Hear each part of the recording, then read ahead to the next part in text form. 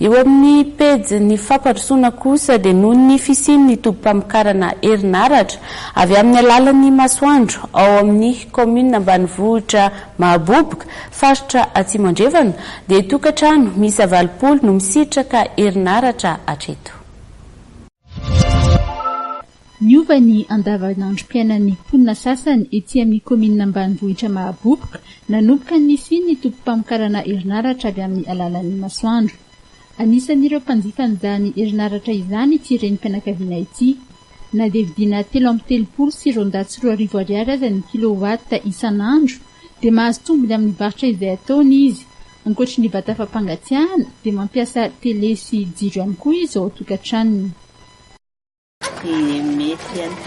Mety le izy zany dia tamin'izahay mbola tsy nampiasa congélateur dia mety tsara le izy mazaka hoe 1 kilo misy iray volana fa mampiasa ny congélateur iny amin'izay dia isan'andro tsy maintsy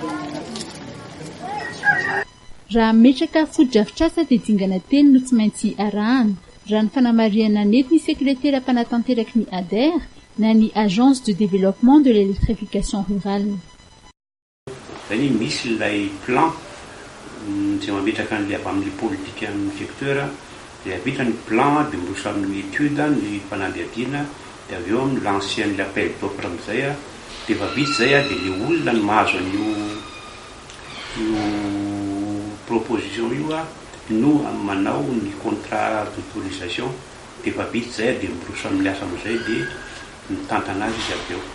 Taorian'ny antotolo-bidy izay atao dia ny orinasa énergie technologie no voatana ary nahazo ny antsoina hoe contrat d'autorisation. 80 ny isan'ireo mpanjifa hatreto raha ny fanamariana nety ny mpitantana ny orinasa énergie technologie. Ny raha ny tena marina amin'ny tao anatin'ny herintaona zany tokony nahazo 100 fa tsy arak'izay zany le izy. Io moa miankina amin'le fa mividin'le anina ihany le mpanjifa. Zay no mahatonga anay mieritreritra hoe inona no azo atao zany mba azahoan'ny tsirairay avy zany tokantrano tsirairay avy zany manana jiro. Raha ampitaina amin'ny herinaratra ny jirama dia somary ambony ny vidin'ny kilowatt.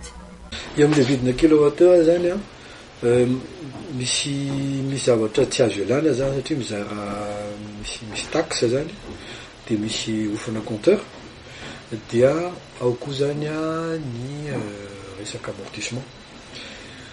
Fantatray fa